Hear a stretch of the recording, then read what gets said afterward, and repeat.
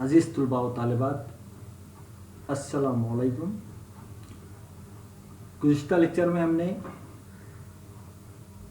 عہد متوسطین میں پہلے شاعر میر تقی میر کا تفصیلی مطالعہ کیا تھا۔ آج کے گفتگو کا موضوع ہے مرزا غالب۔ ویسے تو ہم مرزا غالب کے بارے میں بہت ساری باتوں سے واقف ہیں۔ ہم جانتے ہیں کہ مرزا غالب غزل کے بہت زیادہ ماہر شاعر تھے۔ ان کے کئی اشعار آج بھی ہم دیکھتے ہیں کہ لوگوں کی زبان پر بہت زیادہ سننے کو ملتے ہیں۔ تو مرزا غالب ایک ایسی شخصیت جنہوں نے ساری زندگی اردو ادب کی خدمت انجام دی، ان کے بارے میں ہم آج تفصیلی دیکھیں گے۔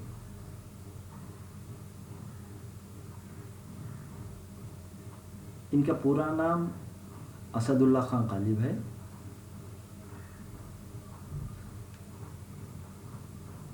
اور ان کی پیدائش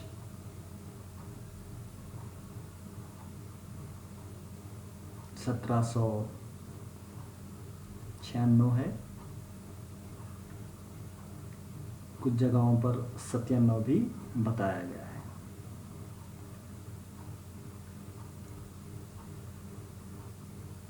اردو کے بہت ہی ایک اہم شاعر ہیں۔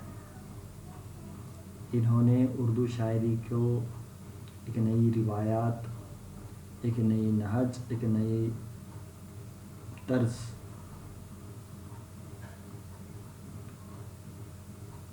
اور ایک نیا ڈھنگ دیا۔ آج ہم تفصیلی مطالعہ کر کے سمجھنے کی کوشش کریں گے کہ مرزا غالب کی خدمات کس طرح کی ہیں۔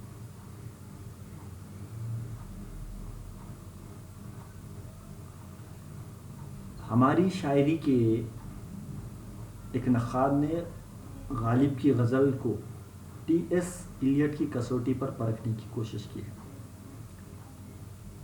ٹی ایس ایلیٹ ایک مغربی نقاد گزرا ہے۔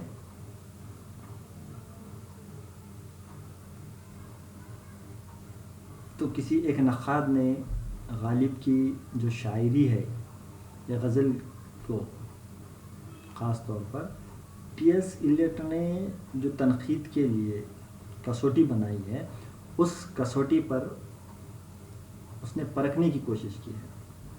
ایلیٹ کا ارشاد بجا ہے کہ کسی شاعر کا کلام سنتے ہی سامعین داد دینے لگے تو اس کی عظمت مسلم نہیں ہو جاتی۔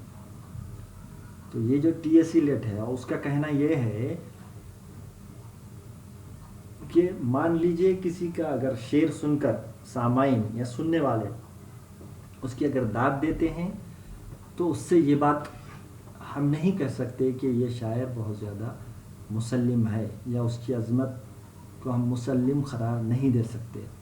ہو سکتا ہے جو باتیں بار بار کہی جا چکی ہیں انہی کو دہرایا گیا ہو اور سامعین کو ان پر سوچ بچار کی ضرورت ہی پیش نہ آئی ہو۔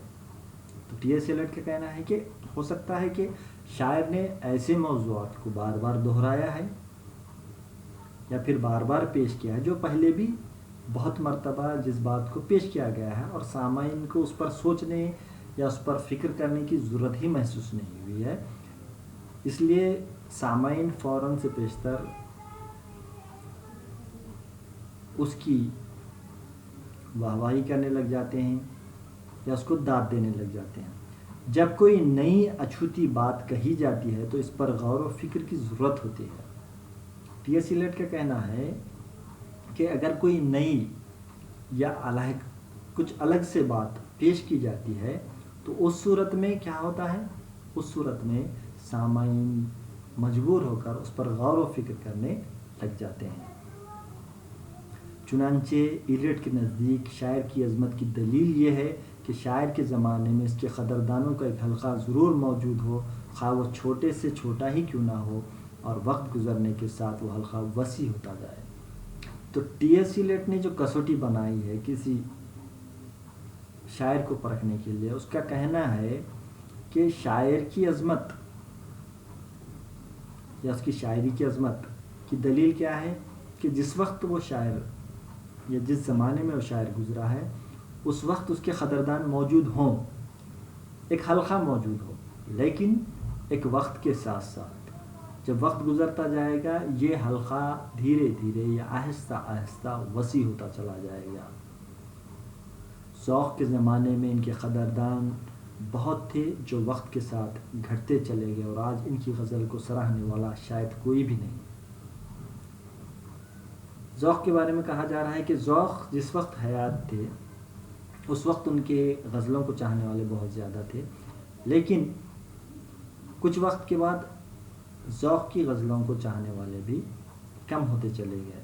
اس کے برعکس غالب کے پرستاروں کی تعداد میں برابر اضافہ ہوتا گیا، اور آج ساری دنیا میں ان کا شہرہ ہے۔ ذوق جو غالب کے ہم عصر ہیں ان کے بارے میں کہا گیا کہ یہ جس وقت حیات تھے اس وقت جو شاعری پیش کی جاتی تھی یا اس وقت جو ان کی غزلیں پیش کی جاتی تھی لوگ اس وقت تو پسند کرتے تھے، لیکن کچھ وقت کے بعد اس میں بتدریج گراوٹ آتی چلی گئی ہے۔ ان کے جو چاہنے والے تھے، ان کو جو پسند کرنے والے تھے یا داد دینے والے تھے، وہ آہستہ آہستہ کم ہوتے چلے گئے۔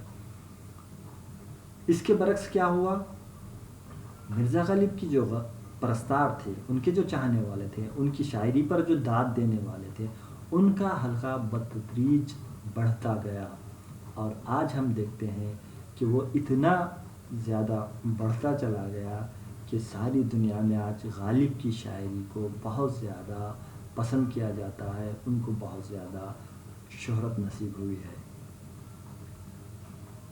یہاں پہ ٹی ایس ایلیٹ جو نقاد ہے اس کے ذریعے سے یہ سمجھانے کی کوشش کی گئی ہے کہ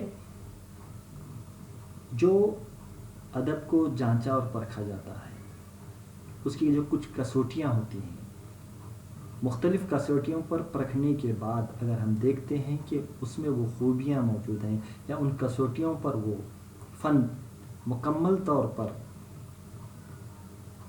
اترتا ہے تو ہم کہہ سکتے ہیں کہ یہ فن یا پیش کرنے والا جو فنکار ہے وہ قابل ستائش ہے، یا اس قابل معیار ہے، یا اس کو بہت زیادہ پسند کیا جاتا ہے۔ تو یہاں مرزا غالب کے بارے میں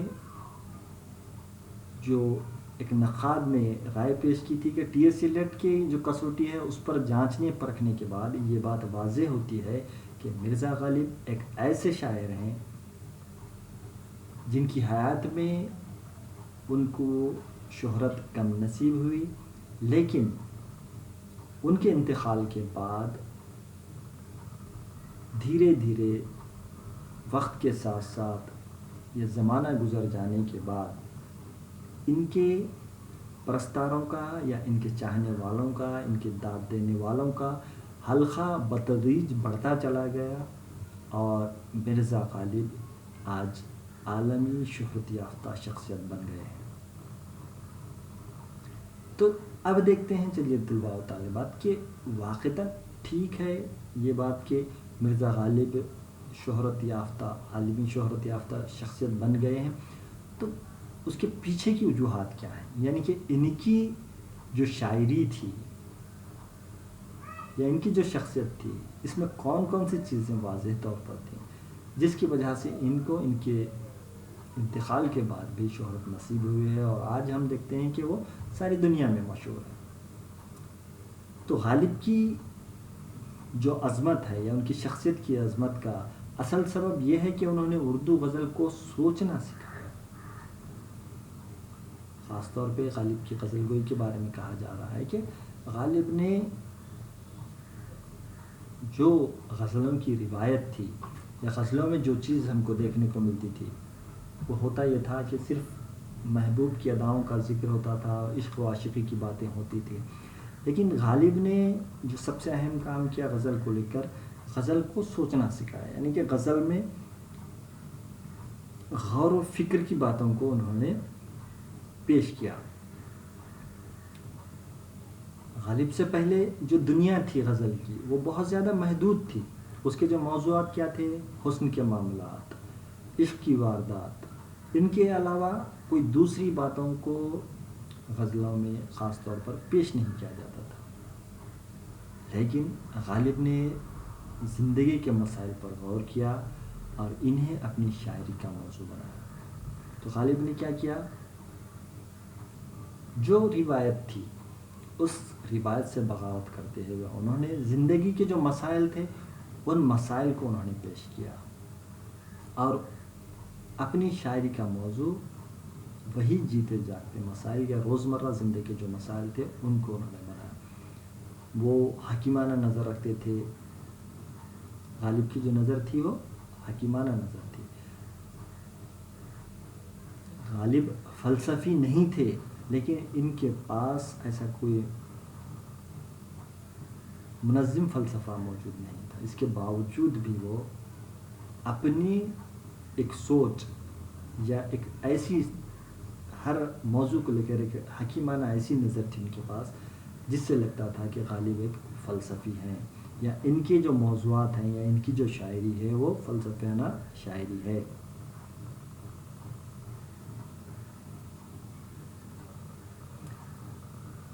شاعری دو طرح کی ہوتی ہے، اچھی شاعری اور عظیم شاعری۔ شاعری کو دو طرح کی قسموں میں تقسیم کیا جا سکتا ہے، ایک تو ہوتی ہے اچھی شاعری، دوسری عظیم شاعری۔ اچھی شاعری وہ ہے جس سے صرف لطف حاصل ہو، یعنی کہ جو شاعری صرف مزہ دیتی ہے وہ اچھی شاعری کہلائے گی، اور عظیم شاعری وہ ہے جو لطف عطا کرنے کے ساتھ فکر کو بھی بیدار کرے۔ اور عظیم شاعری کسے کہا جاتا ہے؟ اس میں لطف تو ہو لیکن وہ سوچنے پر مجبور کرے، قارئین کو سوچنے پر مجبور کرنے والی شاعری یا بیدار کرنے والی شاعری جو ہے وہ عظیم شاعری کہلاتی ہے۔ رابرٹ فراسٹ کے اس خیال میں بہت وزن ہے کہ اعلیٰ درجے کی شاعری مسرت سے شروع ہو کر بصیرت پر ختم ہوتی ہے۔ رابرٹ فراسٹ ایک مغربی نقاد گزرا ہے، اس نے کہا ہے کہ شاعری اعلیٰ درجے کی کون سی ہوگی؟ جو مسرت سے شروع ہوتی ہے اور بصیرت پر ختم ہوتی ہے۔ پروفیسر اعلی احمد سرور نے فرمایا ہے کہ فکر سے فن کو آب و تاب ملتی ہے، غالب کی شاعری کو فکری عنصر نے بھی حسن عطا کیا ہے۔ اعلی احمد سرور کا کہنا کیا ہے؟ فکر سے فن کو آب و تاب ملتی ہے۔ غالب کے شاعری میں جو فکر دیکھنے کو ملتی ہے اس کی وجہ سے ان کی شاعری کو ہم دیکھتے ہیں کہ حسن ملا ہے، یہ غالب کے شاعری کی خوبی ہے۔ غالب زندگی کی دشواریوں اور تلخ کاموں سے پوری طرح واقف تھے، ذاتی زندگی میں انہیں بہت سی ناکامیوں کا سامنا بھی کرنا پڑا تھا، اور ان کی گرد و پیش جو ماحول تھا اس سے بھی وہ مطمئن نہیں تھے، یعنی کہ ان کے جو حالات تھے بہت پریشانیوں کے حالات تھے، معاشی تنگی، پھر سیاسی انتشار کا دور، بہت مشکل حالات سے وہ گزر رہے تھے۔ اس کے باوجود انہوں نے ان سب چیزوں کا جس ڈھنگ سے اپنی شاعری میں یا اپنی غزلوں میں انہوں نے پیش کیا ہے اس سے اندازہ ہوتا ہے کہ غالب نے بڑی ہی ہمت کے ساتھ ان حالات کا مقابلہ بھی کیا ہے۔ کوئی حساس اور ذی فہم شخص مطمئن ہوتا بھی نہیں، یعنی کہ غالب جن حالات سے دشوار ہوئے ان حالات سے کوئی حساس اور ذی فہم شخص مطمئن نہیں ہو سکتا، یعنی کہ کہنا یہ ہے کہ جو شخص حساس ہوتا ہے وہ ان حالات میں فکر مند، بے چین اور پریشان یا اضطراب کی اس کی کیفیت ہو جاتی ہے۔ غالب پر جو کچھ گزری ہے اور اپنے چاروں طرف وہ جو کچھ دیکھتے ہیں اس سے کبھی مایوس ہوتے ہیں اور کبھی متحیر۔ ان حالات سے یعنی کہ جو پریشانیاں، جو مصیبتیں، جو صعوبتیں غالب پر آتی ہیں اس سے وہ مایوس بھی کبھی کبھی ہوتے ہیں، اور کبھی کبھی وہ اس سے اپنے اندر ایک قوت، ایک طاقت، اپنے اندر ایک تبدیلی بھی پاتے ہیں۔ اس کا نتیجہ اکثر یہ بھی نکلتا ہے کہ وہ طرح طرح کے سوال کرتے ہیں. تو غالب کیا کرتے ہیں، ان حالات سے وہ مختلف قسم کے سوالات کرنے لگ جاتے ہیں.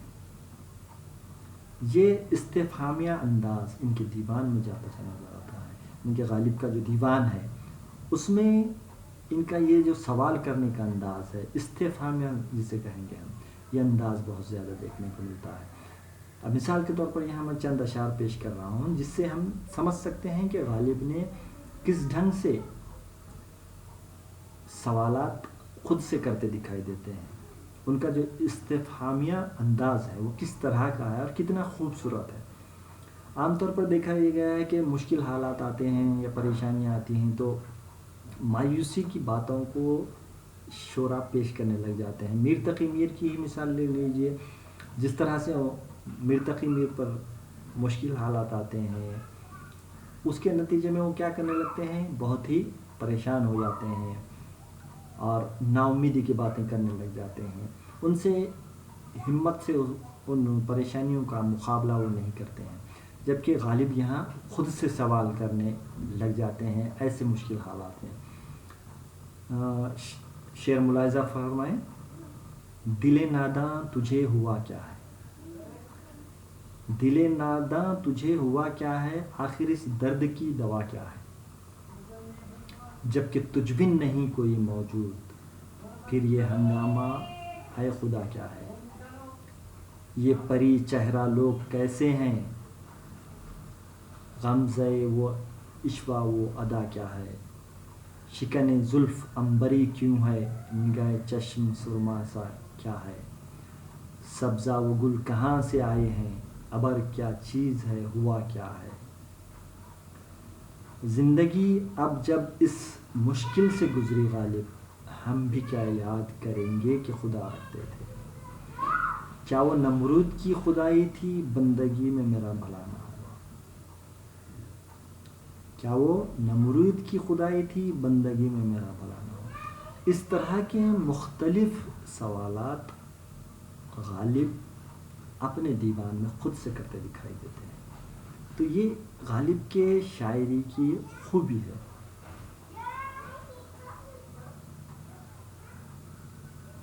غالب جیسا کہ ہم نے کہا کہ غالب نے کبھی کوئی منظم فلسفہ یا کسی ایک فلسفے کو انہوں نے بنیاد بنا کر، یا وہ خود فلسفی نہیں تھے یا اس فلسفیات موضوع کو انہوں نے نہیں لکھا ہے یا نہیں پیش کیا ہے، بلکہ وہ غور و فکر کرنے والے شاعر ہیں.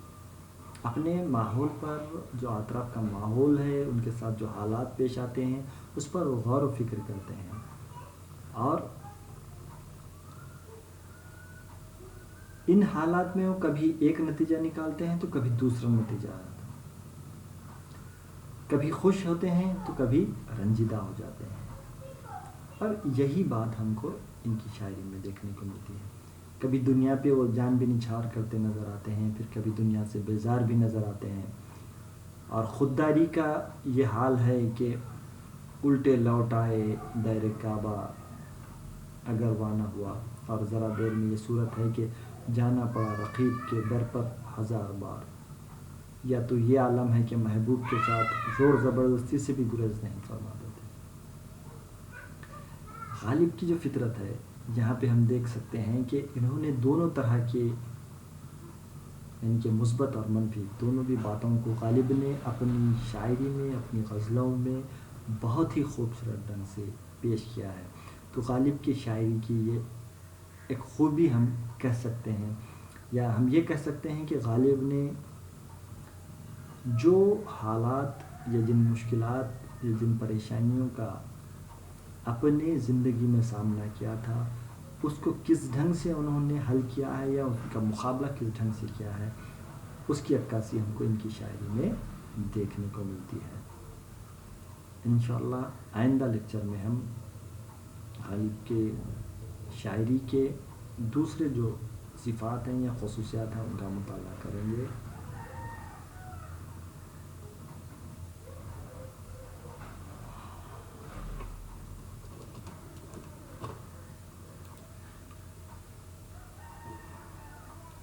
اس چینل کو سبسکرائب کر لیجئے اور بیل آئیکن کو بھی دبا لیجئے تاکہ آنے والے ہر لیکچر کا نوٹیفیکیشن آپ کو بر وقت مل سکے.